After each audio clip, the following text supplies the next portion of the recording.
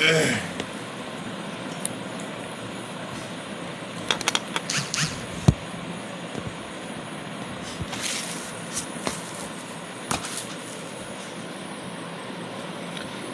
عليكم ورحمة الله وبركاته.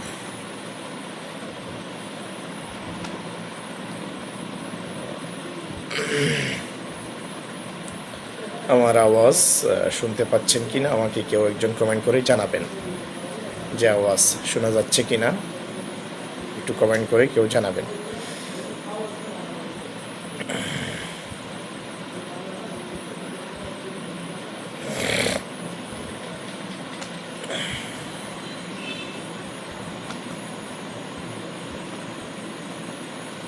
আমার আওয়াজ পরিপূর্ণ ক্লিয়ার কিনা কেউ একটু আমাকে কমেন্ট করে জানাবেন, যে আওয়াজ পরিপূর্ণ শোনা যাচ্ছে কিনা একটু আমাকে শিওর করে জানাবেন।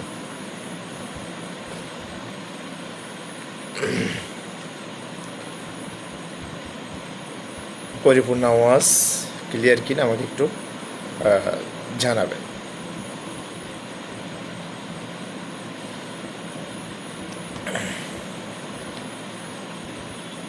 سبحانك لا علم لنا إلا ما علمتنا إنك أنت العليم الحكيم اللهم لا سهل إلا ما جعلته سهلا وأنت تجعل الحزن إذا شئت سهلا ربي زدني علما ربي يسر ولا تعسر وتمم علينا بالخير بسم الله الرحمن الرحيم.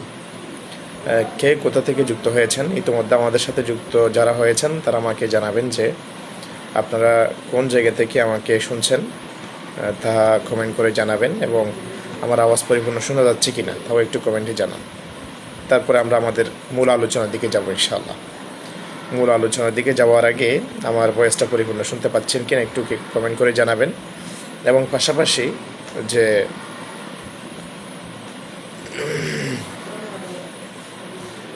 কোথা থেকে যুক্ত হয়েছেন, আমাদের সাথে কোথা থেকে যুক্ত হয়েছেন তাও একটু কমেন্ট করে জানাবেন।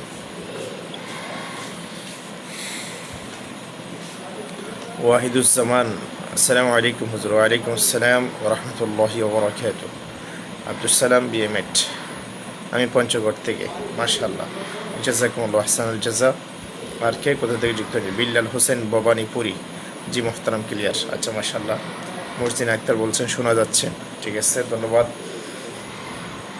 এবং আরও যারা যুক্ত হয়েছেন এই মুহূর্তে আরও যারা যুক্ত হয়েছেন আমাকে একটু জানাবেন। বিল্লাল হোসেন বলেছেন ভবানীপুর থেকে, টাঙ্গাইল থেকে। আসসালামু আলাইকুম, মাশাআল্লাহ। কে কোন জেলা থেকে কোন বিভাগ থেকে যুক্ত হয়েছেন একটু কমেন্ট করে জানিয়ে দিবেন, কারণ অনলাইন এমন একটি মাধ্যম যার মধ্য দিয়ে অনেক ভাইয়ের সাথে অনেক পরিচিত অনেক ভাইয়ের সাথে একটা সম্পর্ক তৈরি হয়, অনেক সম্পর্ক তৈরি হয় যা অফলাইনের দ্বারা কখনো সম্ভব হয় না।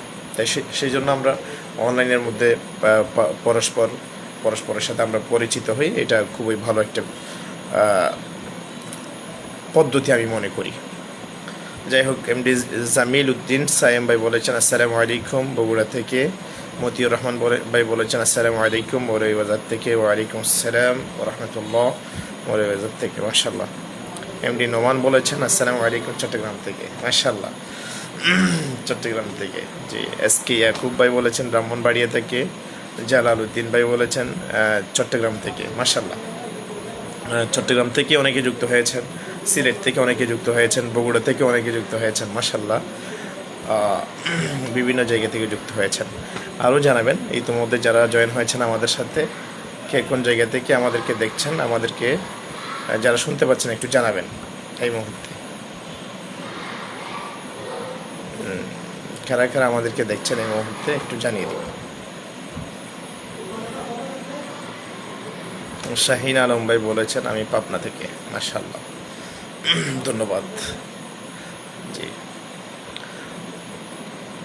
সবাই জানিয়ে দিবেন। এবং আজকে কারা কারা প্রশ্ন পরীক্ষা দিয়েছেন, প্রভাষক আরবি ভাই পরীক্ষা কারা কারা দিয়েছেন একটু জানাবেন, একটু কমেন্ট করে জানাবেন কারা কারা আজকে বা পরীক্ষায় অংশগ্রহণ করেছেন, এবং সামনে কার পরীক্ষা কবে তাও আমাকে কমেন্ট করে জানাবেন ইনশাআল্লাহ। এবং আমরা সে আলোকে প্রশ্নগুলোর উত্তর দিব। আজকে যে সমস্ত প্রশ্নগুলো হয়েছে সে সমস্ত প্রশ্নগুলোর উত্তর দেওয়ার চেষ্টা করবো ইনশাআল্লাহ। শামীম আহমেদ ভাই সিলেট থেকে। মাশাআল্লাহ, সিলেট থেকে বলেছেন। যে আরও যারা নতুন যুক্ত হয়েছেন জানিয়ে দিবেন কে কোন জায়গা থেকে যুক্ত হয়েছেন, একটু আমাদেরকে জানিয়ে দিবেন। তো আমরা মূল বিষয়ের দিকে যাই। এমডি নুরুন নবী এলবি, হাতিবান্ধা, লালমনিরহাট। আচ্ছা, মাশাআল্লাহ, ধন্যবাদ। যারা ইতিমধ্যে যুক্ত হয়েছেন খুব ভালোভাবে আজকের যে প্রশ্নগুলো হয়েছে, প্রশ্নগুলো ভাইভাতে করা হয়েছে, সেগুলোর উত্তর দিব ইনশাল্লাহ। খুব ভালোভাবে রেডি থাকতে হবে যেন সেগুলোর উত্তর আপনারা জেনে নিতে পারেন। জি ইনশাল্লাহ দিব। তো আপনারা জানেন যে প্রথমে আমি একটু বলে রাখি আপনাদেরকে যে সহকারী মৌলবীর জন্য ভাইবা, যে প্রভাষক আরবির জন্য ভাইবা, প্রভাষক তাফসিরের জন্য ভাইবা, প্রভাষক হাদিসের জন্য ভাইবা, প্রভাষক ফিক্কের জন্য ভাইবা, আলাদা কোনো কিছু না, আলাদা কোনো কিছু নয়। ঠিক আছে, আপনাকে যে কোনো ভাইবার মধ্যে বেসিকের উপর প্রশ্ন করতে পারে, যা আমরা ইতিমধ্যে অভিজ্ঞতার আলোকে আমরা দেখেছি। আপনারা সবাই দেখেছেন, আমিও দেখেছি, সবাই দেখেছি ইতিমধ্যে বেসিকের উপর প্রশ্ন করা হচ্ছে। তো যেগুলো যেমন প্রভাষক আরবি, এর মধ্যে বেশ কমটা কী, পার্থক্যটা কী? পার্থক্য হচ্ছে শুধুমাত্র ওই আপনি প্রভাষক লিখিত পরীক্ষার যে প্রশ্নটা হয়েছে, প্রশ্নটা পরিপূর্ণ ক্লিয়ার করতে হবে, শুরু থেকে শেষ পর্যন্ত আদ্যপান্ত আপনাকে ক্লিয়ার করতে হবে। প্রভাষক ফিক যদি হয়ে থাকে তাহলে প্রভাষক ফিকের প্রশ্নটা আদ্যপান্ত আপনাকে হল করতে হবে, সমাধান করতে হবে।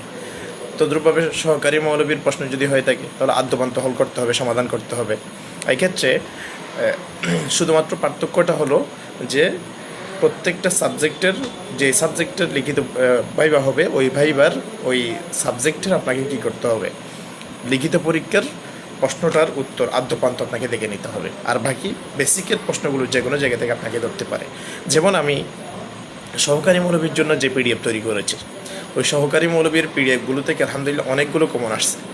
আপনারা যারা আমার পেজের মধ্যে যুক্ত আছেন, আজকে আপনারা দেখেছেন যে আমি যে পিডিএফগুলো তৈরি করেছি সহকারী মৌলবী থেকে, যে পিডিএফগুলো তৈরি করেছি ওখান থেকে আলহামদুলিল্লাহ অনেক কমন, প্রায় 90 ভাগ কমন আলহামদুলিল্লাহ। একেবারে কয়েকটা প্রশ্ন ছাড়া আমি দেখেছি আলহামদুলিল্লাহ সবগুলো কমন। কয়েকটা প্রশ্ন নাই, আমি যতটুকু দেখেছি আমি পরিপূর্ণ দেখেছি, সবগুলো আরও দেওয়া হয়নি, সবগুলোর উত্তর দেওয়া হয়নি, সবগুলোর উত্তর দিয়ে নাই, যা দিয়েছি সবগুলো ওখানে পিডিএফ থেকে দিয়েছি। তো আলহামদুলিল্লাহ বলতে চাচ্ছি আপনাকে বেসিকের উপর এবং যে বিষয়গুলো প্রসিদ্ধ ওই সমস্ত বিষয়ের উপর আপনাকে প্রশ্ন করা হবে, একদম কঠিন থেকে ডিপলি আপনাকে প্রশ্ন করবে না। আচ্ছা প্রিয় ভাই, দোয়া রাখবেন, আগামীকাল ভাই ইনশাআল্লাহ। মাশাআল্লাহ, আল্লাহ পাক রব্বুল আলামিন আপনাকে কামিয়াব করুন। তাহলে আমরা শুরু করি। আপনারা কি এখন বুঝতে পেরেছেন যে প্রভাষক ফিকা, প্রভাষক আরবি, প্রভাষক হাদিস সবগুলোর জন্য বেসিকের উপর আপনাকে দক্ষতা থাকতে হবে। বিশেষ করে নাহু সরফের উপর আপনাকে দক্ষতা থাকতে হবে। নাহু সরফের উপরে অবশ্যই দক্ষতা থাকতে হবে। নাহু সরফের যে কোনো জায়গা থেকে আপনাকে প্রশ্ন করতে পারে। ঠিক আছে, কোরআনের যেগুলো একদম মৌলিক বিষয় এগুলো আপনাকে করতে পারে কোরআন থেকে। তার হাদিস থেকে উলুমুল হাদিসের বিভিন্ন বিষয়, পরিভাষাগুলো, একদম বেসিক বিষয়গুলো আপনাকে করতে পারে।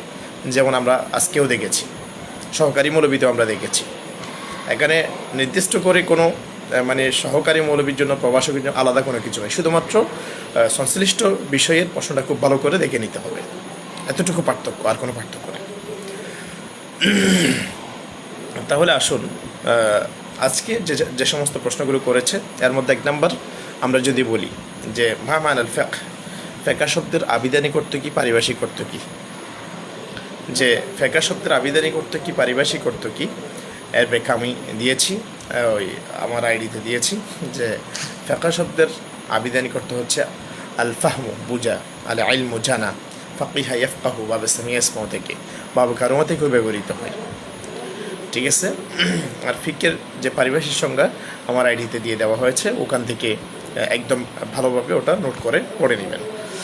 তারপর হচ্ছে আকসামুল হাদিস বিআতিবারি সনদ, যে হাদিসের প্রকারভেদ, সনদের দিক থেকে হাদিস কত প্রকার। সনদের দিক থেকে হাদিস হচ্ছে প্রথমত 2 প্রকার। প্রথম হচ্ছে আহাদ, তারপরে হচ্ছে কি আরেকটা কি বলেছি, আহাদ, আরেকটা হচ্ছে মতওয়াতের, না আহাদ মতওয়াতের না, মতওয়াতের আহাদ, ঠিক আছে, সরি, মতওয়াতের এবং আহাদ। এরপরে আহাদকে আবার 3 ভাগে ভাগ করা হয়েছে, মশহুর, আজিজ, গরিব। তাহলে প্রথমত হাদিস সনদের এতেবারে 2 প্রকার, কি কি, মতওয়াতির, আরেকটা হলো কি আহাদ। এক নাম্বার মুতাওয়াতির, দুই নাম্বার হচ্ছে আহাদ। আবার ওই আহাদকে আবার 3 ভাগে ভাগ করা হয়েছে, মাশহুর, আজিজ, গরীব গেল। তারপরে যে প্রশ্নটি করা হয়েছে সেটি হলো যে আসমায়ে সিহাহে সিত্তা, অর্থাৎ সিহাহে সিত্তা নামগুলো, যে 6টি বিশুদ্ধ গ্রন্থ যেগুলো আছে আসমানের নিচে জমিনের উপরে, যে 6টি বিশুদ্ধ গ্রন্থ রয়েছে সেগুলো কী কী? সেগুলো হচ্ছে 1 নাম্বার বুখারী শরীফ, 2 নাম্বার হচ্ছে মুসলিম শরীফ, 3 নাম্বার হচ্ছে তিরমিজি শরীফ, 4 নাম্বার আবু দাউদ শরীফ, 5 নাম্বার হচ্ছে ইবনে মাজা, 6 নাম্বার হচ্ছে সুনান নাসাই। 5 নাম্বারে আপনি সুনান নাসাই বলতে পারেন, 4 নাম্বারে সুনান নাসাই, 5 নাম্বার হচ্ছে আবু দাউদ শরীফ এবং 6 নাম্বার হচ্ছে ইবনে মাজা। তাহলে কী কী বলেছে আবার বলুন? বুখারী শরীফ এবং মুসলিম শরীফ, তারপরে হচ্ছে তিরমিজি শরীফ, নাসাই শরীফ, আবু দাউদ শরীফ, ইবনে মাজা, এই 6টি কিতাব। এর মধ্যে জামে গ্রন্থ হচ্ছে বুখারী শরীফ এবং তিরমিজি শরীফ, এবং মুসলিম শরীফকেও জামে বলা হয়েছে, তবে এ ব্যাপারে একটু মতানৈক্য আছে। তবে বিশুদ্ধ হচ্ছে মুসলিম শরীফও জামে গ্রন্থ, ঠিক আছে। তারপরে হচ্ছে সুনান হচ্ছে মোট 4টি। সুনান মোট কয়টি? 4টি। কী কী? তিরমিজি শরীফ, সুনানে তিরমিজি, সুনান নাসাই, সুনান আবি দাউদ, তারপর হচ্ছে আরেকটা সুনান ইবনে মাজা, এই 4টা। জি, এরপরে এক ভাই বলেছে আব্দুল হালিম, এর তাহকিক কী হবে? আব্দুন হচ্ছে একবচন, বহুবচন হচ্ছে আইবাদুন। আব্দুন একবচন, বহুবচনে আইবাদুন, তার অর্থ হচ্ছে বান্দা। আর হালিম, হালিম অর্থ হচ্ছে যে হালিম শব্দটি হচ্ছে যে সিফাতে মুশাব্বাহ সিগা, সিফাতে মুশাব্বাহ সিগা, তার অর্থ হচ্ছে বুরদবাস, অর্থাৎ যারা হচ্ছে সহনশীল এবং আনুগত্যকারী, এদেরকে হালিম বলা হয় আর কি। এরপরে আসুন, ইমাম বুখারী রহমতুল্লাহ আলাইহি কত সালে তিনি ওনার ভেলাদত কখন, অর্থাৎ ওনার জন্মসাল কখন? তিনি 194 হিজরিতে তিনি কী করেছেন? জন্মগ্রহণ করেছেন। এটা আপনাকে এটা আজকের ভাইবাতে প্রশ্নটা করা হয়েছে, 194 হিজরিতে।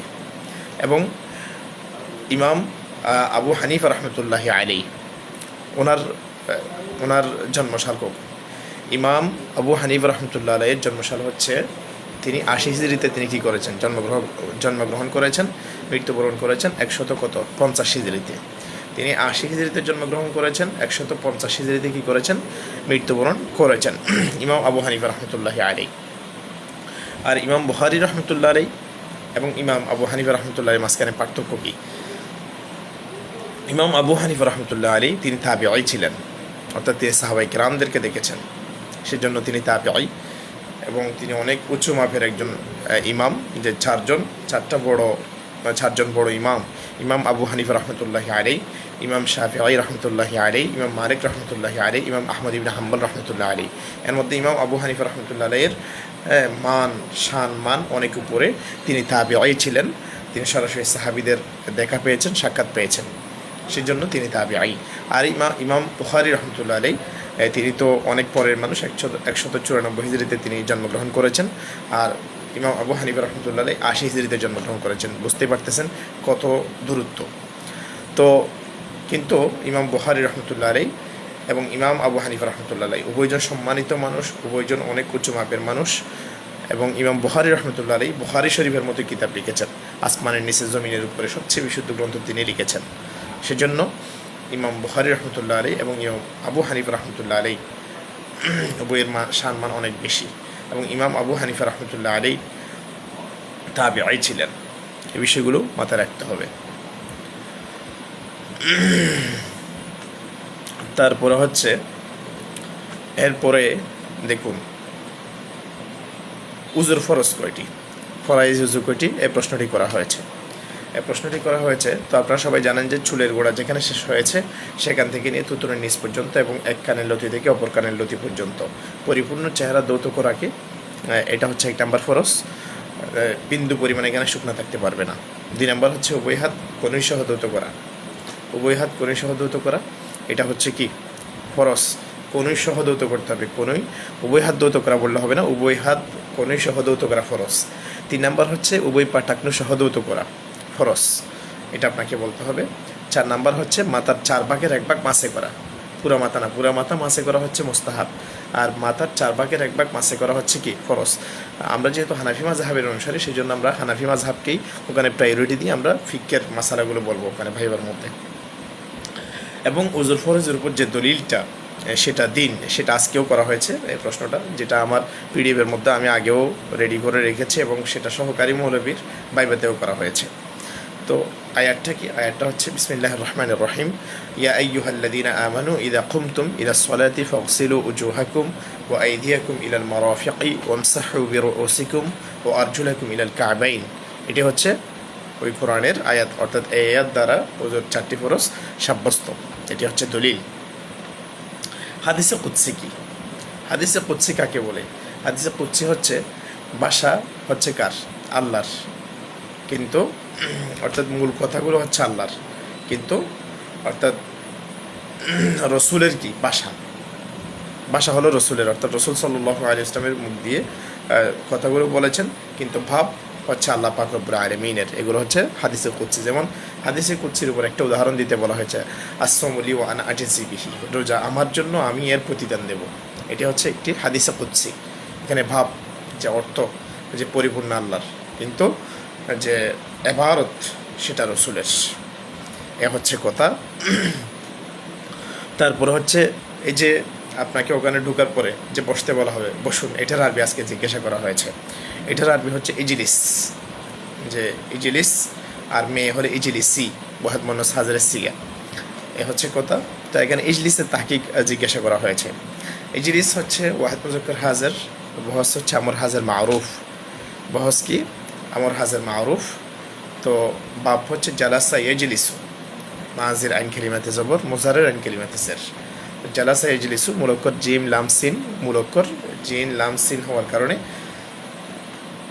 যেহেতু এখানে কোনো হরফিল্লত নাই, হরফিল্লত থেকে মুক্ত হয়েছে, তাই এটি সহি হবে। গেল ইজলিস মানে তুমি বসো। তারপর হচ্ছে মুহাদ্দিস। এই মুহাদ্দিসের তাহকিক জিজ্ঞাসা করা হয়েছে। মুহাদ্দিস হচ্ছে ইসমে ফাইলের সিগা, এটা সোলাসি গায়রে মুজাররদ থেকে হয়েছে, অর্থাৎ 3 অক্ষরের থেকে বেশি হলে সেটাকে সোলাসি গায়রে সোলাসি বলা হয়, অর্থাৎ গায়রে সোলাসি মুজাররদ আর কি। 3 অক্ষর থেকে 3 অক্ষর হলে সোলাসি মুজাররদ, আর 3 অক্ষর থেকে বেশি হলে গায়রে সোলাসি মুজাররদ, তো যেটাকে সোলাসি মুজিদ ফিও বলা হয়। তো এখানে মুহাদ্দিস এটি হলো ইসমে ফাইলের ওয়াহিদ মুজাক্করের সিগা, মুহাদ্দিসুন ইসমে ফাইলের ওয়াহিদ মুজাক্করের সিগা। আর বাপ হচ্ছে হাদ্দাসা ইউহাদ্দিসু তাহদিসান, বাব তাফঈল, মুলক্কর হচ্ছে হা দাল সা, জিন্স হচ্ছে সহি। যেহেতু কোনো শব্দের মধ্যে হরফিল্লত নাই, হরফিল্লত থেকে মুক্ত হয়েছে, তাই সহি হবে। আশা করি বুঝতে পেরেছেন। তারপরে ইমাম আবু হুরাইরা হযরত আবু হুরাইরা রাদিয়াল্লাহু তাআলা আনহুর নাম জিজ্ঞাসা করা হয়েছে। আজকের বাইবাতে জিজ্ঞাসা করা হয়েছে আবু হুরাইরা রাদিয়াল্লাহু তাআলা আনহু এর নাম কি? আবু হুরাইরা রাদিয়াল্লাহু তাআলা আনহুর নাম হচ্ছে আব্দুল্লাহ অথবা আব্দুর রহমান। যে ইসলাম গ্রহণ করার পরে তার নাম হয়েছে আব্দুল্লাহ অথবা আব্দুর রহমান, আর ইসলাম গ্রহণ করার পরে আব্দুল উজ্জা অথবা আব্দুল শামস, এ ধরনের নামগুলো বর্ণিত আছে। তো আবু হুরাইরা রাদিয়াল্লাহু তাআলা আনহু কয়টি হাদিস বর্ণনা করেছেন? একদম প্রসিদ্ধ কথা, এই প্রশ্নটি অবশ্যই করবে ইনশাআল্লাহ। তো এখানে বলতে হবে 5000, 5000 কত বলেন? 5200, 5000 আমারও তো হঠাৎ করে ইয়া হয়ে গেল, কি বলে যে কনফিউশন হয়ে গেল। 5300, 5275 নাকি 374টি, 5374টি হয়তো। তারপরে আমি দিয়ে দিয়েছি আমার আইডি থেকে। আমার এই মুহূর্তে হঠাৎ করে জেহান মুনতাশির হয়ে গেছে, অন্যদিকে চলে গেছে, যার কারণে হঠাৎ করে মনে পড়ছে না। 5374টি, হ্যাঁ রাইট, 5374টি খায়রুল ইসলাম ভাই বলেছেন। জি, 5374টি। তৌফিকুর রহমান ভাই বলেছেন 5374টি। মাশাআল্লাহ, ঠিক আছে, চমৎকার। তারপরে যে হিনজির অর্থাৎ শুকর যে হারাম, সেটা কোরআনের আয়াত দ্বারা প্রমাণিত। এই কোরআনের আয়াত দ্বারা প্রমাণিত, এ ব্যাপারে আপনি একটি কোরআনের আয়াত বলুন। তো হুররিমাত আলাইকুম মাইতা ওয়াদ দামু ওয়া লাহমুল হিনজির, এই যে এতটুকু হচ্ছে মূল মৌজা ইস্তেশহাদ, যতটুকু বলা দরকার অতটুকু বললে হয়ে যাচ্ছে, আর পরবর্তীগুলো না বললেও চলে। আচ্ছা, তারপরে হচ্ছে জামে কাকে বলে। জামে কাকে বলে আমি এর আগেও বলেছি যে জামে বলা হয় যেই হাদিসের গ্রন্থের মধ্যে 8টা বিষয় থাকে। জামে কাকে বলে বলুন তো, সবাই কমেন্টে লিখুন জামে কাকে বলে। যে হাদিসের গ্রন্থের মধ্যে 8টি বিষয় থাকে তাকে কি বলা হয়? জামে বলা হয়। কারণ 8টি বিষয়গুলো কী কী কেউ কি কমেন্টে জানাতে পারবেন? কমেন্টে দয়া করে জানাবেন যে জামে হওয়ার জন্য 8টি জিনিস লাগে। এখন 8টি জিনিসগুলো কী কী?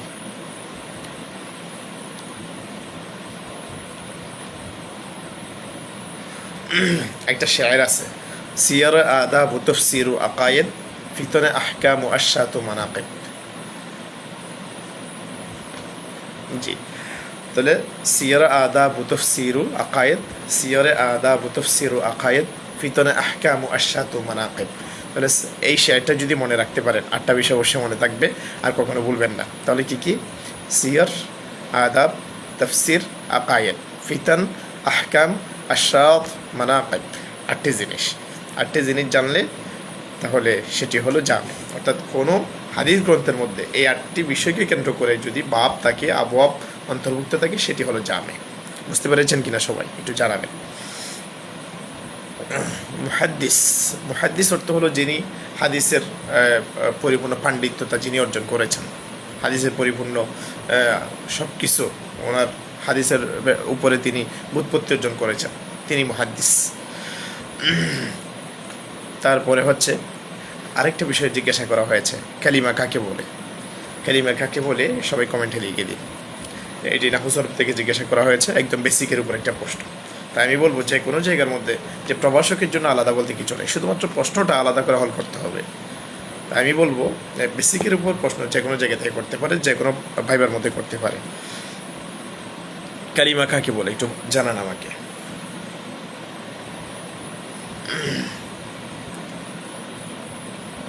যে হাদিস গ্রন্থের মধ্যে সিয়ার, তাফসীর, আকায়েদ, ফিতন, আহকাম, আশাত, মানাকিব বিষয়ের আলোকে বিন্যস্ত থাকে তাকে জামে বলে। চমৎকার, তৌফিকুর রহমান ভাই, জাযাকুমুল্লাহু আহসানাল জাযা।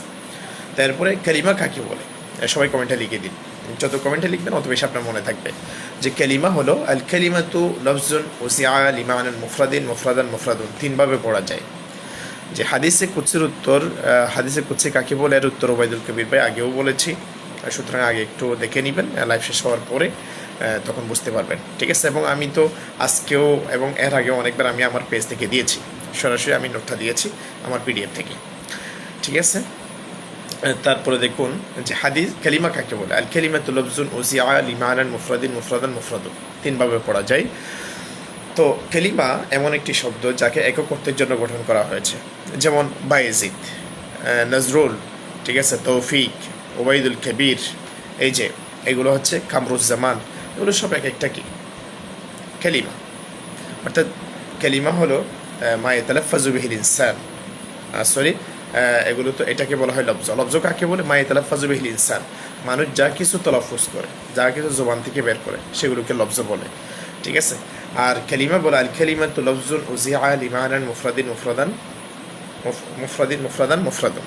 যে কালিমা এমন একটি শব্দ যাকে একক অর্থের জন্য গঠন করা হয়েছে, যেমন নুমান, খালিদ, বাকর, কালামুন, কলামুন, মিরওয়াহাতুন, মিসবাহুন, বাতি। ঠিক আছে? তাওবিলাতুন, টেবিল। ঠিক আছে? এভাবে মিফতাহুন, চাবি, কিতাবুন, কিতাব। এগুলো হচ্ছে কালিমার উদাহরণ। কালিমা কয় প্রকার? কালিমা হচ্ছে 3 প্রকার। জি, তৌফিকুর রহমান ভাই চমৎকারভাবে তিনি উত্তর করেছেন। কালিমা হচ্ছে 3 প্রকার। কি কি? ইসিম, যেটাকে কি বলা হয় বিশেষ্য, ফাইল, ক্রিয়া, হরফ হচ্ছে কি অব্যয়। ইসিম, ফাইল, হরফ। ইসিম কাকে বলে? ইসিম বলা হয়, আরবিতে উত্তর দেওয়ার জন্য বলা হয়েছে। হেদায়েতুন নাহু প্রণেতা যে সংজ্ঞাটি দিয়েছেন, আল ইসমু কালিমাতুন তাদুল্লু আলা মানান ফি নাফসিহা গায়রা মুকতারিনিন বিআহাদিল আজমিনাতি থালাথা। যে ইসিম হলো এমন একটি শব্দ, আল ইসমু কালিমাতুন, যেহেতু কালিমার প্রকার, ইসিম এমন একটি কালিমা বা এমন একটি শব্দ যে শব্দটা নিজেই নিজের অর্থ প্রকাশ করতে পারে, যে শব্দটা নিজেই নিজের অর্থ প্রকাশ করতে পারে এবং 3 কাল থেকে কোনো কাল পাওয়া যাবে না। যেমন হচ্ছে যে কিতাবুন, কিতাব, এখানে কিতাবুন বলার সাথে সাথে শব্দটি নিজে নিজের অর্থ প্রকাশ করতে পেরেছে, তবে তিন কাল থেকে কোনো কাল পাওয়া যায়নি।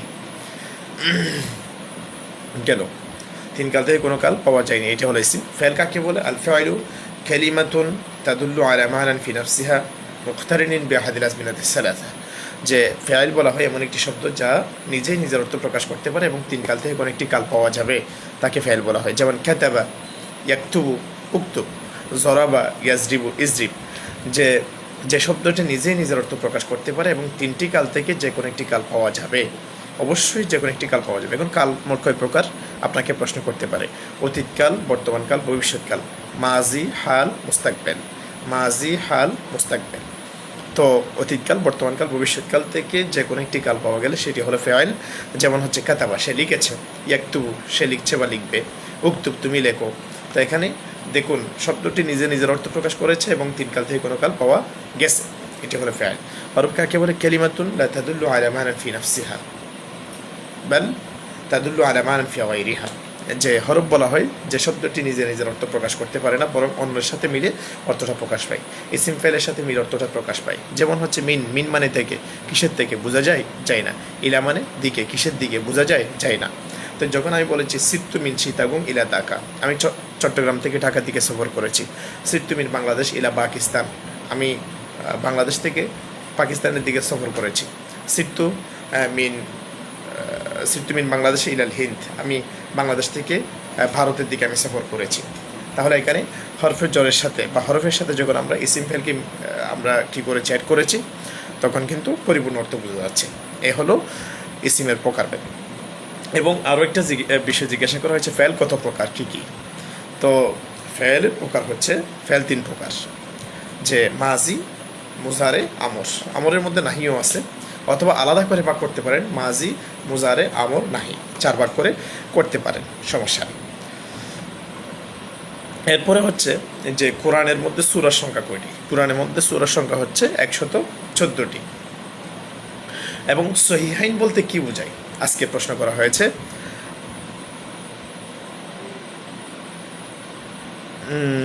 ওবায়দুল কবির ভাই বলেছেন, এভাবে বললে হবে না, বাক্যের অন্তর্গত প্রত্যেকটা শব্দকে পদ বা কালিমা বলে না। হেদায়েতুল্লাহ প্রণেতা যেটা বলেছেন ওটা বলতে বলেছে, ঠিক আছে, ওটা বলে তো আপনাকে এটাই বলতে হবে এবং এটাই সুন্দর। আল কালিমাতু লাফজুন উজিয়া লিমানান মুফরাদিন, কালিমা এমন একটি শব্দ যাকে একক অর্থের জন্য গঠন করা হয়েছে। এরপর আসুন সহিহাইন বলতে কি বোঝায়। সহিহাইন হলো বুখারী শরীফ এবং মুসলিম শরীফকে সহিহাইন বলা হয়। সহিহাইন বলতে কি বোঝানো হয়? বুখারী শরীফ এবং মুসলিম শরীফ উভয়কে সহিহাইন বলা হয়। আচ্ছা, যে বিশুদ্ধ গ্রন্থ, যে সবচেয়ে যে দুটি বিষয় সবচেয়ে বেশি বিশুদ্ধ, এই দুটি বিষয় হচ্ছে যে বুখারী শরীফ এবং কি মুসলিম শরীফ। যে আহকামের আয়াত মোট কয়টি, যেগুলো দ্বারা ফিকহের বিষয়ের মধ্যে এই কোরআনের আহকামের আয়াতগুলো সামনে রেখে করা হয়েছে, ফিকহের মাসাইল ইত্যাদি উদ্ভাবন করা হয়েছে। এরকম হচ্ছে 500টি হচ্ছে আহকামের আয়াত। কয়টি? 500টি আহকামের আয়াত। এবং 3000 হাদিস হচ্ছে আহকামের হাদিস। 3000 হাদিস।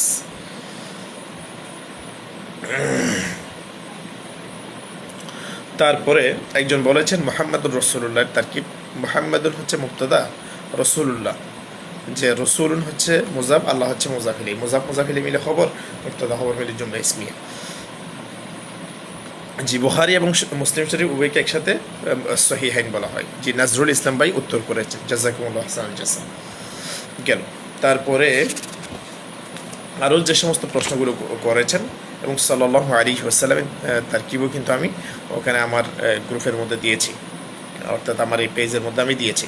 আরেকটা বিষয় হলো যে হাদিস যে মতনের দিক থেকে কত প্রকার, এই বিষয়ে অনেকের জলগোলা তৈরি হয়েছে। আমি একটা পোস্ট আজকে আমার এই পেজ থেকে দিয়েছি যে হাদিস যে মতনের দিক থেকে 3 প্রকার। তো ওখানে লেখা আছে যে মরফু, মওকুফ, মকতুব। অনেকে বলেছেন কওলি, ফি'লি, তাকরিরি। আসলে উভয় আপন আপন জায়গায় ঠিক আছে। কিভাবে ঠিক আছে?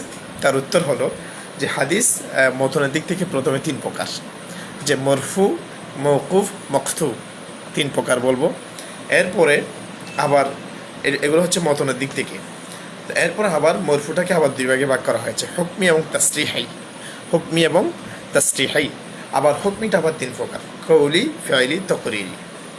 ঘুরে ফিরে হচ্ছে হাদিসের মতনের প্রকার মরফু মওকুফ মুক্ত, এটা হচ্ছে একদম মূলের দিক থেকে বলছি 3 প্রকার, মরফু মওকুফ মুক্ত। আবার ওটাকে আবার বাক করে আবার কওলি ফি'লি তাকরিরি করা হয়েছে, ওইটাও আপন জায়গার মধ্যে ঠিক আছে। মানে হুকমি তাসরিহি, আবার হুকমি 3 প্রকার, কওলি ফি'লি তাকরিরি। আবার তাসরিহি 3 প্রকার, কওলি ফি'লি তাকরিরি। এভাবে মওকুফ আবার 2 প্রকার, হুকমি এবং তাসরিহি। হুকমি আবার 3 প্রকার, কওলি ফি'লি তাকরিরি। তাসরিহি 3 প্রকার, কওলি ফি'লি তাকরিরি। মুক্ত আবার 3 প্রকার, যে হুকমি এবং মুক্ত আবার 2 প্রকার, হুকমি এবং কি তাসরিহি। হুকমি আবার 3 প্রকার, কওলি ফি'লি তাকরিরি। আর তাসরিহি আবার 3 প্রকার, কওলি ফি'লি তাকরিরি। আশা করি বুঝতে পেরেছেন বিষয়টা হচ্ছে কওলি ফি'লি তাকরিরি, এটা একটু ওই মরফু মওকুফ মুক্তকে আবার হুকমি এবং তাসরিহি বলে আবার আলাদা করে ভাগ করা হয়েছে। হুকমি এবং তাসরিহি করে আবার আলাদা করে ভাগ করেছে, এটা না করলেও চলে। মরফু মওকুফ মুক্ত এভাবে বলবেন। আবার কওলি ফি'লি তাকরির সেটা আবার আরও একটু এক্সট্রা ভাগ করে তারপরে বলেছে আর কি, আপন জায়গার মধ্যে ঠিক আছে, সমস্যা নেই। মূল কথা হলো কওলি ফি'লি তাকরিরি, এটা ওই হুকমি এবং তাসরিহিকে ভাগ করে এভাবে আলাদা করে দেখানো হয়েছে। তো মূলত মরফু মওকুফ মুক্ত বলে সেটা হয়ে যাচ্ছে, কারণ ওটা হচ্ছে মূলগত দিক থেকে অর্থাৎ মতনের দিক থেকে 3 প্রকার, ওই 3টা ঠিক আছে, কিন্তু আবার এক্সট্রা করে ভাগ করা হয়েছে হুকমি এবং তাসরিহি বলে আরেকটু বৃহৎ আকারে সেটা ভাগ করে কওলি ফি'লি তাকরিরি দেখানো হয়েছে। এখানে আমি যে কিতাবটা নিয়েছি সেটা হলো মিজানুল আখবার, যেটা আমিমুল হাসান মুজাদ্দিদি রহমতুল্লাহি আলাইহি তিনি লিখেছেন। এই কিতাবটা এটি হচ্ছে আমাদের আলিমের মধ্যে আছে, এখানে এভাবে ভাগ করা হয়েছে আমি যেভাবে বলেছি। এই যে দেখুন এখানে হাদিসে মরফু কাকে বলে, অর্থাৎ যে সমস্ত হাদিসের বর্ণনা সূত্র রাসূল সাল্লাল্লাহু আলাইহি ওয়াসাল্লাম পর্যন্ত পৌঁছেছে সেগুলোকে কি বলা হয়? মরফু বলা হয়। যে সমস্ত হাদিসের বর্ণনা সূত্র রাসূল সাল্লাল্লাহু আলাইহি ওয়াসাল্লাম পর্যন্ত পৌঁছেছে এবং যার মাধ্যমে রাসূলের কথা কাজ এবং কোনো বিষয় মনোসমর্থন পাওয়া যায় সেটাকে মরফু হাদিস বলে। তো হাদিসে মরফু আবার 2 প্রকার আমি বলেছি, তাসরিহি হুকমি। তো তাসরিহি কাকে বলে? যে সকল রাবীর প্রত্যক্ষ উক্তির মাধ্যমে নবী করিম সাল্লাল্লাহু আলাইহি ওয়াসাল্লামের পক্ষ থেকে এসেছে বলে প্রমাণিত। যে সকল হাদিস রাবীর প্রত্যক্ষ উক্তির মাধ্যমে, বুঝতে হবে যে সমস্ত হাদিস রাবীর প্রত্যক্ষ উক্তির মাধ্যমে নবী করিম সাল্লাল্লাহু আলাইহি ওয়াসাল্লামের পক্ষ থেকে এসেছে বলে প্রমাণিত সেগুলোকে তাসরিহি বলে। তাসরিহি মানে সুস্পষ্ট, এই জন্য বলা হচ্ছে যে সমস্ত হাদিস রাবীর প্রত্যক্ষ উক্তির মাধ্যমে, সরাসরি উক্তির মাধ্যমে নবী করিম সাল্লাল্লাহু আলাইহি ওয়াসাল্লামের পক্ষ থেকে এসেছে বলে প্রমাণিত সেগুলোকে মরফুআই তাসরিহি বলা হয়। আবার হুকমি কাকে বলে? যে সকল হাদিস বিধানগতভাবে, হুকমি মানে বিধানগতভাবে নবী করিম সাল্লাল্লাহু আলাইহি ওয়াসাল্লামের পক্ষ থেকে এসেছে বলে প্রমাণিত সেগুলোকে মরফুআই হুকমি বলা হয়। তো এরপরে তদ্রূপভাবে মওকুফেরও 2 প্রকার করা হয়েছে, তাসরিহি হুকমি। আবার মকতুকেও 2 প্রকার করা হয়েছে, যে তাসরিহি হুকমি, সেগুলোকে আবার 3 প্রকার করা হয়েছে। সেগুলিকে আবার কয় প্রকার করা হয়েছে? 3 প্রকার। ওই যে বলেছে কওলি ফি'লি তাকরিরি, তাহলে আপন জায়গার মধ্যে ঠিক আছে, কোনো সমস্যা নাই। এখন কি বিষয়টা আপনাদের কাছে ক্লিয়ার হয়েছে?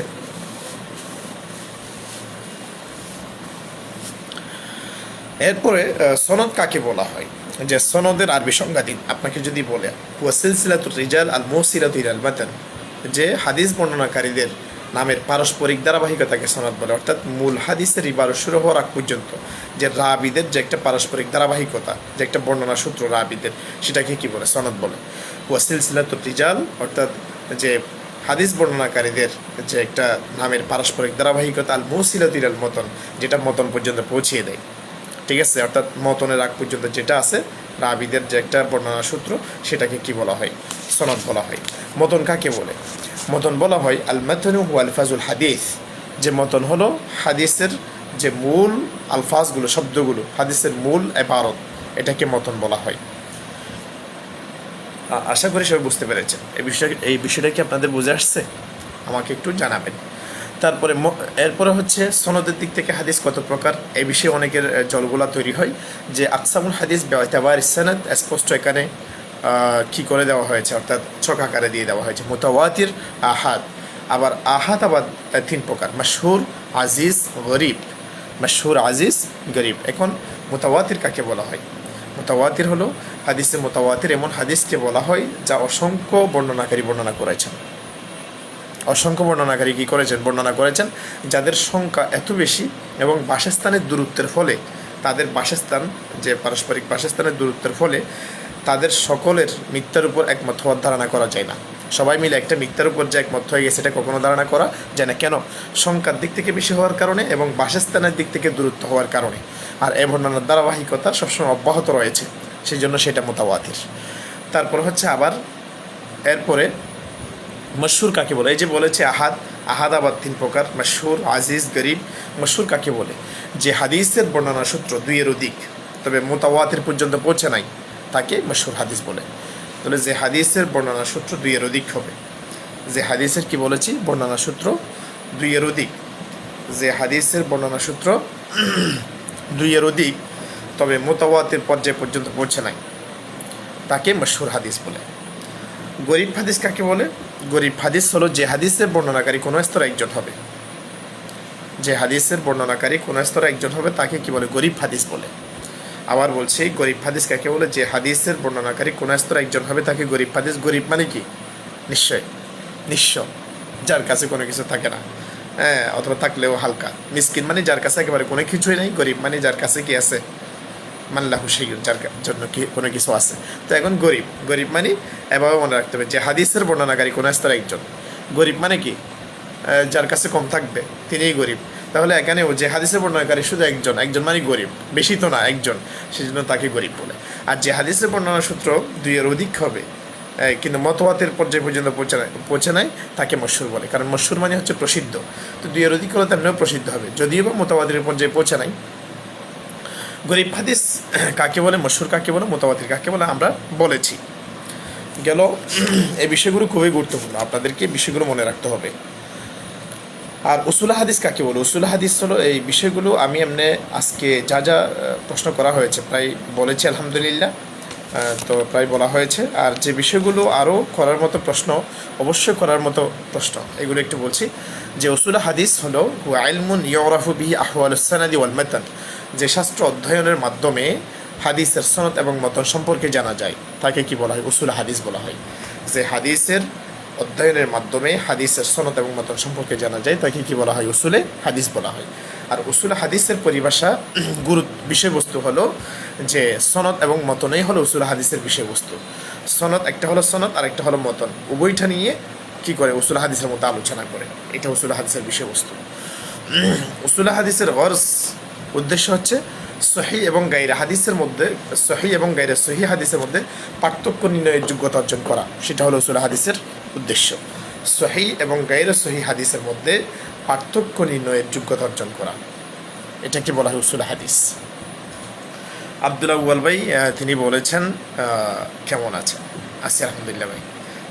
আমির হামজা, প্রতিদিন এরকম সমাধান ক্লাস চাই, ইনশাল্লাহ সুযোগ হলে অবশ্যই করবো ভাই, ঠিক আছে? আপনি কি এতক্ষণ পর্যন্ত ছিলেন একটু জানাবেন। এবং এতক্ষণ পর্যন্ত আপনাদেরকে যে সমাধানগুলো বলেছি, যে বলার চেষ্টা করেছি, অবশ্যই ভুল ত্রুটি হওয়ার সম্ভাবনা আছে, মানুষ হিসেবে অনেকের ভুল থাকবে, কিন্তু এই বিষয়গুলো বুঝেছেন কিনা, এবং আমি হাদিস মতনের দিক থেকে কত প্রকার সেটা স্পষ্ট করেছি আমি, ঠিক আছে, ব্যাখ্যা বিশ্লেষণের মাধ্যমে।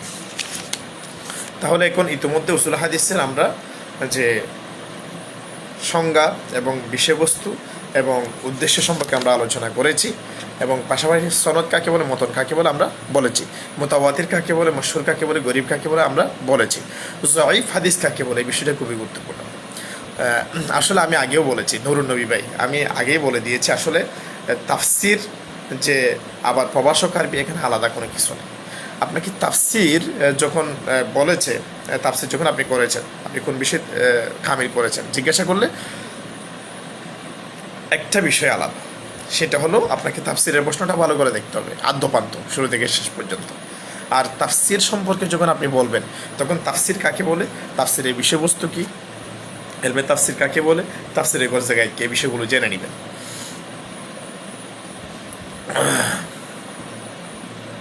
জি আমির হামজা ভাই, শুরু থেকে ছিলাম না, জানতাম না যে আজকে আপনি লাইভে আসবেন। আমি এমনি আগে ঘোষণা দিয়েছি, যদিও বা একটু লেটে দিয়েছি, কিন্তু আমি ঘোষণা দিয়েছি, বিভিন্ন গ্রুপের মধ্যে আমি তা শেয়ার করেছি। এবং আপনারা যারা ইতিমধ্যে আমার সাথে যুক্ত হয়েছেন, আপনারা কি নিয়মিত আমার পেজে যে পোস্টগুলো আমি দিয়ে থাকি, আপনাদের হেল্প করার জন্য চেষ্টা করে থাকি, এগুলো কি আপনারা পান? আপনাদের তো কোনো কমেন্ট ইত্যাদি দেখি না। কমেন্ট করলে আপনাদের উৎসাহ পাই, কমেন্ট করলে, লাইক করলে, কমেন্ট করলে এর উৎসাহ পেয়ে থাকি। তো আপনাদের কমেন্ট, আপনাদের রিয়াকশন, লাভ, রিয়াক্ট ইত্যাদি এগুলো হচ্ছে একটা ভালোবাসার কি মাধ্যম। ঠিক আছে, এই বিষয়গুলো একটু যদি করে থাকে তাহলে খুশি হয় আর কি। তারপরে জয়ীফ আমরা বলেছি যে হাদিসের বিষয়বস্তুর সত্যতা সম্পর্কে সুস্পষ্ট ধারণা জন্মায় না, যে হাদিসের বিষয়বস্তুর সত্যতা সম্পর্কে সুস্পষ্ট ধারণা কি নাই, ঠিক আছে, তাকে জয়ীফ হাদিস বলে। এ হলো জয়ীফ হাদিসের কি সংজ্ঞা, যে হাদিসের বিষয়বস্তুর সত্যতা সম্পর্কে সুস্পষ্ট ধারণা তৈরি হয় না, সেটা হলো জয়ীফ হাদিস। গেল, আমরা জয়ীফ হাদিস সম্পর্কে আমরা আলাপ আলোচনা করেছি।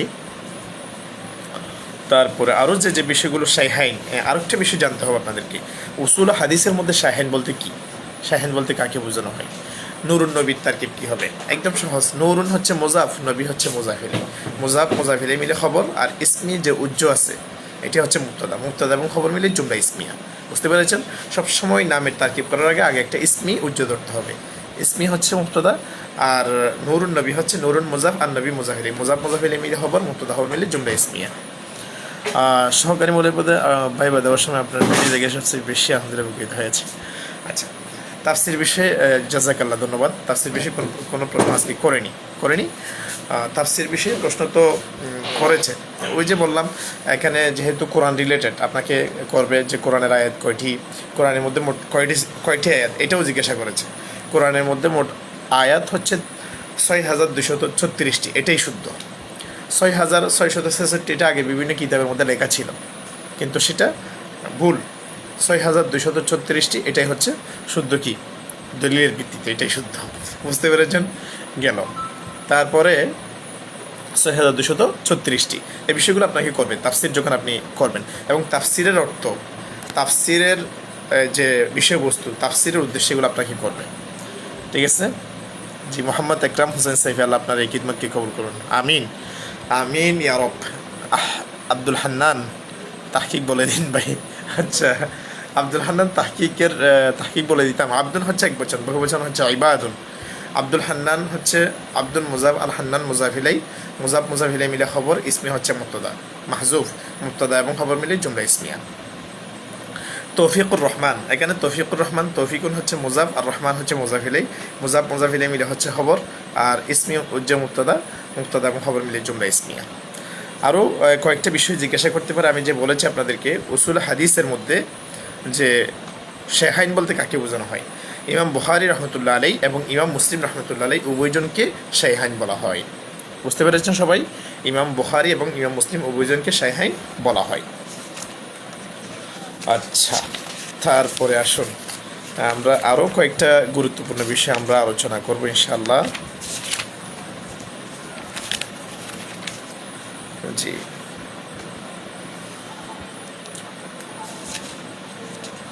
হাদিস কাকে বলে এই প্রশ্নটি করা হয়েছে। হাদিসের আবিধানিক অর্থ হচ্ছে আল কৌলু, আল খবরু, এটা হলো হাদিসের আবিধানিক অর্থ। আল বায়ানু, আল ওয়াজু, এগুলো হচ্ছে হাদিসের আবিধানিক অর্থ। আবার করবে ইনশাআল্লাহ।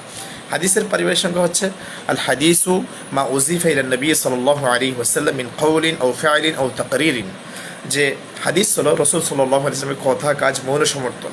অনুরূপভাবে সাহাবায়ে কেরাম, তাবিঈনের কথা, কাজ, মৌন সমর্থন কেউ হাদিস বলে। বুঝতে পেরেছেন? তাহলে আল হাদিসু মা উজিফা ইলা নবী সাল্লাল্লাহু আলাইহি, এটা জমহুর মুহাদ্দিসিনের সংজ্ঞা। আল হাদিসু মা উজিফা ইলা নবী সাল্লাল্লাহু আলাইহি ওয়াসাল্লাম মিন কওলিন আও ফি'লিন আও তাকরিরিন। আচ্ছা, আব্দুল হান্নান, আপনাকে হাসি করে দেখে ভালো লাগে, মাশাআল্লাহ ভাই, জাযাকুমুল্লাহ আহসানুল জাযা। তাবাসসুমুকা আলা ওয়াজহিকা সাদাকাতুন, নবী করিম সাল্লাল্লাহু আলাইহি ওয়াসাল্লাম বলেছেন আপনার ভাইয়ের মুখে মুস্কি হাসি থাকা এটাও সাদাকা সওয়াব। জি, তারপরে গেল হাদিসের আরও একটা সংজ্ঞা, মিজানুল আখবার প্রণেতা বলেছেন, আল হাদিসু হুয়া আম্মু মিন আন ইয়াকুনা কওলার রাসূল সাল্লাল্লাহু আলাইহি ওয়াসাল্লাম ওয়াস সাহাবী ওয়াত তাবিঈ ওয়া ফি'লুহু ওয়া তাকরীরুহু। এটা হলো মিজানুল আখবার প্রণেতা বলেছেন। সবচেয়ে যেটা জমহুর মুহাদ্দিসিন বলেছেন ওটা বললে হবে যে আল হাদিসু মা উযিফা ইলা নবী সাল্লাল্লাহু আলাইহি ওয়াসাল্লাম মিন কওলিন আও ফি'লিন আও তাকরিরিন ওয়া কাযালিকা ইত্তাকু আলা কওলিস সাহাবী ওয়াত তাবিঈ ওয়া ফি'লিহিম ওয়া তাকরিরিহিম, এটা বলবেন। তারপরে আরও একটা সংজ্ঞা ডক্টর মাহমুদ আত-তহান তিনি বলেছেন, সেটা হলো আল হাদিস মা উযিফা ইলা নবী সাল্লাল্লাহু আলাইহি ওয়াসাল্লাম মিন কওলিন আও ফি'লিন আও তাকরিরিন। আচ্ছা, তারপরে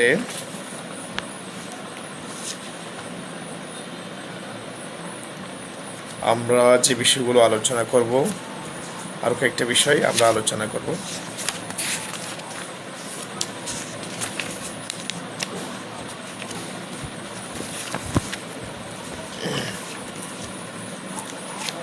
আরও কয়েকটা বিষয় আলোচনা করব, সেগুলো হচ্ছে দেখুন ইমাম বুখারী রহমতুল্লাহ আলাইহি সম্পর্কে। ইমাম বুখারী রহমতুল্লাহ আলাইহি হচ্ছে যে দেখুন সর্বাধিক বিশুদ্ধ গ্রন্থ হচ্ছে ইমাম বুখারী রহমতুল্লাহ আলাইহির বুখারী শরীফ। আসাহুল কুতুব বাদা কিতাবিল্লাহ সহিহুল বুখারী, যে আল্লাহর কিতাবের পরে সবচেয়ে বিশুদ্ধ গ্রন্থ হচ্ছে বুখারী শরীফ। আসমানের নিচে জমিনের উপরে সবচেয়ে বড় বিশুদ্ধ গ্রন্থ হচ্ছে কোরআনের পরে বুখারী শরীফ। এবং এক্ষেত্রে জামে কাকে বলা হয় তাও আমরা বলেছি যে তাফসির, সিয়ার, আদাব, আকায়েদ, আরশাদ, ফিতর, আহকাম, মানাকিব এই সমস্ত বিষয়গুলো যে হাদিস গ্রন্থের মধ্যে থাকবে তাকে জামে বলা হয়, আমরা ইতিমধ্যে আলোচনা করেছি। তারপরে সহিহ বুখারী শরীফের মধ্যে আপনাকে যে বিষয়টি জিজ্ঞাসা করতে পারে খুবই গুরুত্বপূর্ণ, যে বুখারী শরীফের মধ্যে মোট কয়টি হাদিস সোলাসিয়াত আছে, সোলাসিয়াতের উপর কয়টি হাদিস আছে? 22টি, মোট 22টি কি আছে? সোলাসিয়াত হাদিস আছে। ইমাম বুখারী রহমতুল্লাহ আলাইহি কত লাখ হাদিস থেকে তিনি হাদিস এনেছেন? ইমাম বুখারী রহমতুল্লাহ আলাইহি তিনি 6 লাখ হাদিস থেকে হাদিস যাচাই বাছাই করে 7275টি হাদিস তিনি তার গ্রন্থে এনেছেন। কি বলা হয়েছে?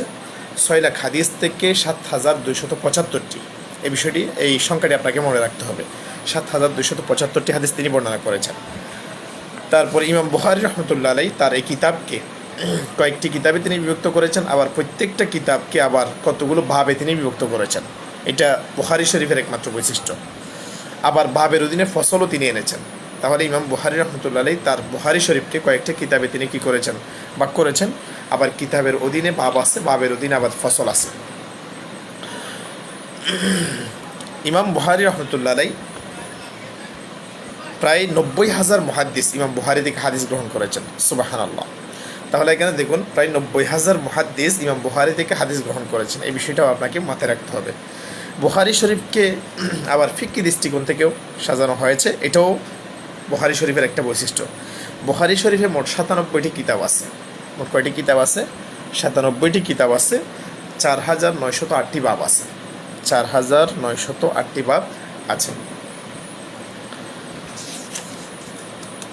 এবং পবিত্র কোরআনকে যেরকম, পবিত্র কোরআনের খতমকে যেরকম বরকতপূর্ণ মনে করা হয়, বুখারী শরীফের যে খতম তাকেও বরকতপূর্ণ মনে করা হয়।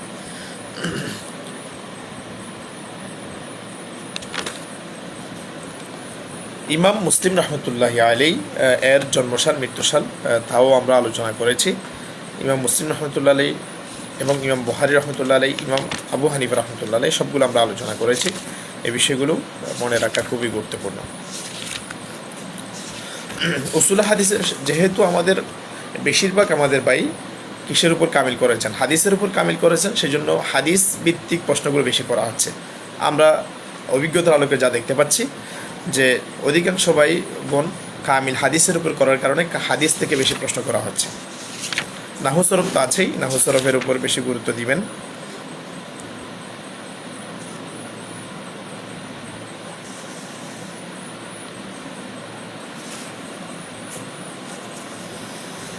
হাফেজ কাকে বলা হয়? হাফেজ হলো যিনি কোনো হাদিস শোনার সাথে সাথে বলে দিতে পারেন যে তা সিহাহে সিত্তার কোন গ্রন্থের হাদিস, অথবা সিহাহ সিত্তার বাইরের অন্য কোনো গ্রন্থের হাদিস, সেটাও তিনি বলে দিতে পারেন। তাকে কি বলা হয়? হাফেজ বলা হয়।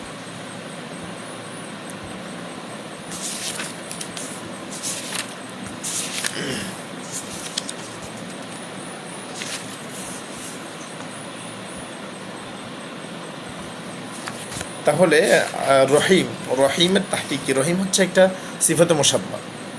এটা হলো সিফাতে মুশাব্বা, রহিমুন এটা হচ্ছে সিফাতে মুশাব্বা। এ হচ্ছে কথা আর কি।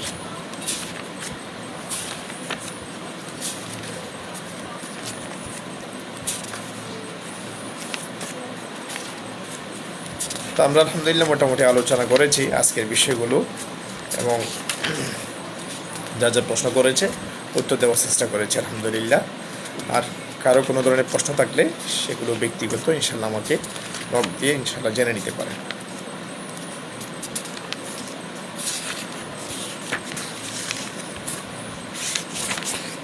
আর কী কী বিষয় আপনাদের জন্য থাকতে পারে এটা মূলত দেখতেছিলাম, এই বিষয়টা কী কী গুরুত্বপূর্ণ আছে সেটাও একটু দেখার চেষ্টা করছি। রহিমা ইয়ারহামু, রহিমা ইয়ারহামু বাবে সামিআ ইয়াসমাউ।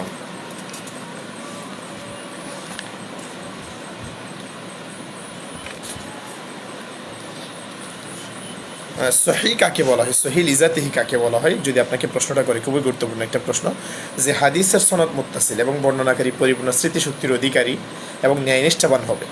যে হাদিসের সনদটা মুত্তাসিল হবে এবং বর্ণনাকারী পরিপূর্ণ স্মৃতিশক্তির অধিকারী এবং ন্যায়নিষ্ঠাবান, তবে মুআল্লাল অথবা শায নয়। ঠিক আছে ভাই। তৌফিক এটা তো বাবে ফাইলের একটা মাস্তার, তৌফিক হচ্ছে বাবে ফাইলের একটি মাস্তার।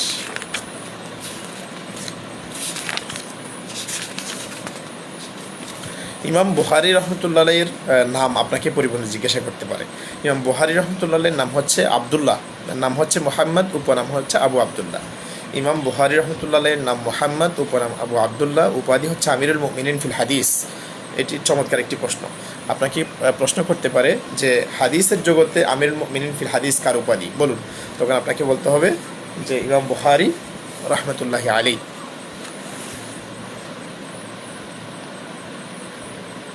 তারপরে বাবার নাম হচ্ছে ইসমাইল। পরিপূর্ণ বংশধারা কীরকম? পরিপূর্ণ বংশধারা হচ্ছে আব্দুল আউয়াল ভাই, আমিও এর উত্তরও আমি একবার আমার এই পেজ থেকে দিয়েছি, একটু দয়া করে দেখে নেবেন। তা না পেলে আমার পিডিএফ তো আছেই, ওখানে আপনি দেখতে পাবেন। তারপরে দেখুন বংশধারা, আবু আবদুল্লাহ মুহাম্মদ ইবনে ইসমাইল ইবনে ইব্রাহিম ইবনে মুগীরা ইবনে বারদিসবা আল জুফি আল বুখারী রহমতুল্লাহি আলাইহি। এটা হলো তার পরিপূর্ণ বংশধারা। যদি আপনাকে নাম জিজ্ঞাসা করে এতটুকু বলবেন যে আবু আবদুল্লাহ মুহাম্মদ বিন ইসমাইল আল বুখারী, এতটুকু বললেও হবে। তার জন্ম হচ্ছে 194 হিজরি, মাথায় রাখতে হবে। ওনার মৃত্যু হচ্ছে 265 হিজরিতে। ইমাম বুখারী রহমতুল্লাহ মৃত্যুবরণ করেছেন 265 হিজরিতে। আশা করি এই বিষয়টি বুঝতে পেরেছেন।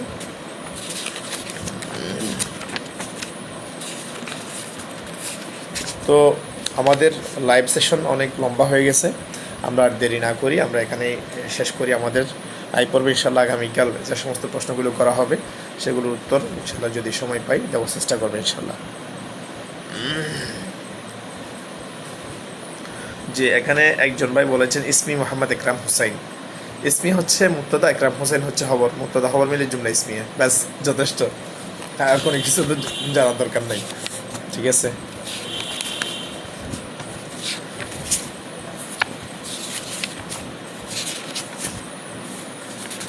জি আলহামদুলিল্লাহ, আমরা এখানেই শেষ করি। সবাই ভালো থাকবেন, দোয়া রাখবেন ইনশাল্লাহ। পরবর্তীতে যখন আবার ইনশাল্লাহ লাইভ আসবো সবার সাথে দেখা হবে। আজকের মতো আমরা এখানে শেষ করছি। আসসালামু আলাইকুম ওয়া রাহমাতুল্লাহি ওয়া বারাকাতুহু।